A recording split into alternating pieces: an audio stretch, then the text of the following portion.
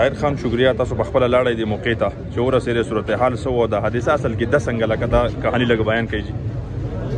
بسم الله الرحمن الرحیم. دا خو ډېره افسوسناکه واقعات دي ځکه دا ماشومان چې دوی ځان خپله مزدوري کوله ملایان یې خرڅولې او د هغوی خپل یو دوکان و کته په مارتون کې په هغې کې به اوسېدلو نو په هغې کې دودو بقول پولیس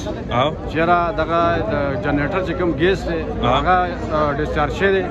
او کوم د پټرولو چې کوم خپل ګیس دي د هغې د وجې دوی سانده شوي دي په دغه دوکان کې دواړه دا یو پکې زخمي دی او دا دوه ماشومان چې دا پکې په موقع سره چې دا وفات شوي دي. الله تعالی دې دوی مغفرت نصیب کړي او افسوسناک به دي چې دا د خدای غریبانان دي او مطلب ځان خپله مزدوري کوله په خپله مزدوري کې شهادت دی په دغه دوکان کې بس هملاسته په دغه دوکان کې بس هملاسته نو دغه ساندې وهل دي. ټیک صحیح الله دې رحم وکړي مننه شکریه. جلبل صاحب دا واقعي اصل کې مارتون دا خلک یا خوشا خلک د سټیم خبر شي او چې لاړ نو صورتحال سو ته په مقوي الته دا خو زه سال لږ لیټ مون خبر شوم حاجی تو څلور بجې پاسې دي دا لګیو ها د شپې څلور بجې دوی دا سار دا انجن لګولې بجلی لوا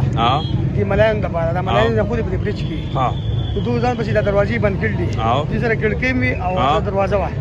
چې هغه بند کړل دي جو دوی یو ششي دي بیا سره یو کس راغله هغه دازې دغه خو دې کې لاړې پرتی وي دروازې سره الګ وکړو دا دوه لګ لري پراته دا یو نږدې لاړې پرتی وي هغه صاحب کې الګ بوشه دروازې رسته ماته کړل دا کسان به وشو دا وجه هغه هسپتال ته رسول دي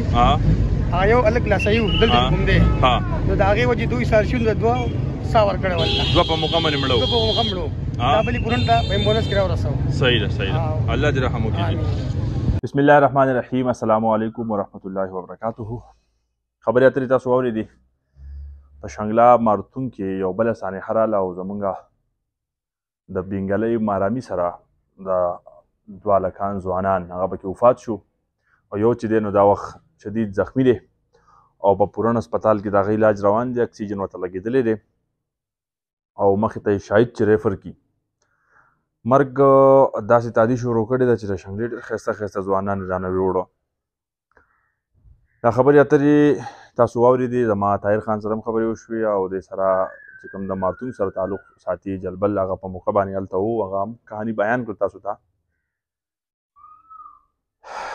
صورتحال مې تاسو ته وښودو د هسپتال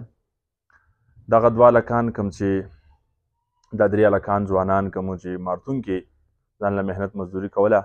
غریبوالی هر سړی ځان له 200 روپۍ ګټي او بیا دوی د شپې پاسېدلي دي د دې جلبل د وینا مطابق او دغه جنریټر سټارټ کړی دی ځکه چې که دا بجلي وی دا صورتحال به نه راته خو بهرحال رزق چې کله ختم شي مختلف قسمه بانې چې دی نو هغه بیا لټولی کېږي. د بجلۍ د نشوالي د وجې نه چې بجلي نه وه نو دوی جنریټر لګول دی او دغه جنریټر هغه چې کوم د جنریټر لوګی خارجېږي نو هغه خارج شوی دی او د هغې په وجه باندې دنده دوی د اکسیجن ختم شوی دی او بغیر د اکسیجن نه خو انسان پاتې کېدی نه شي.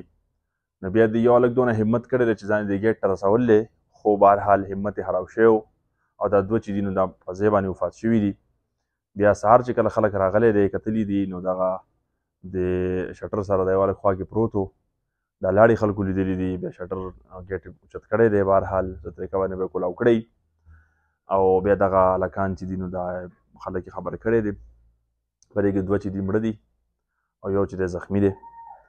بهر کیف زما د دې ویډیو مقصد دا دی چې په دې کې تاسو ټولو ته موږ ټولو ته یو پیغام دی او پیغام دا دی چې مرګ ژوند د الله لاس کې وي انسان سم نشي کولی خو موږ له پکار دا ده چې ډېر زیات احتیاط کوو هر هغه څیز چې د هغې نه داسې قسمه زهریله ګیس خارجېږي چې هغه اکسیجن سیزي یا ختموي نه هغه په خپلو کورونو کې په خپلو کمرو کې یا په خپلو دوکانونو کې یا داسې نور بند ځای وي چې په هغې کې تاسو کار کوئ نو هرګز داسې طریقه کار مه کوئ ځکه انسان ډېر عاجزه دی انسان د اکسیجن نه بغیر نشي پاتې کېدی او اکسیجن چې کله تاسو ته کم شي لکه سمپل مثال دی ساده چې کله ته په اوبو کې لامبې نو ته چې مخ پټ کړې نو ته په هغې کې ساه نشي اخیستی ځکه په اوبو کې اکسیجن نه نو دغه اکسیجن چې کله انسان ته ختمیږي نو انسان مرګ چې هغه واقع کېږي. نو موږ ټولو له پکار ده چې ډېر غټ احتیاط کوو هر کله چې خپل دکان کور آفس وغیره او په دې کې موږ دا ډېر زیات احتیاط پکار دی په کمرو کې خاص کر داسې قسمه بند ځایونو کې موږ داسې قسمه زهریله ګیسونه چې دي نو هغه کولاو نه پرېږدو هغې به بیا دا قسمه نتیجه وي انسان به دې کې بیا اسم نشي کولی لاس په کار نه کوي نه ډقېږي پکې نو کاینډلي دا یو افسوسناک واقعه دا وخت موږ د مارتون نه تاسو ته چې دی دغه واقعه ریکارډ کړه او د هسپتال له صورتحال هم موږ تاسو ته وښودو او په دې کې دا 2 لکان چې دي دا مړه دي، یو هلک چې دی دا زخمي دی. نو بس الله پاک نور خیر راپېښ کړي او موږ ټولو له احتیاط چې دی دا ډېر زیات ضروري احتیاط پکار دی چې موږ احتیاط وکړو. الله پاک نور خیر راپېښ کړي. جزاک الله خیر.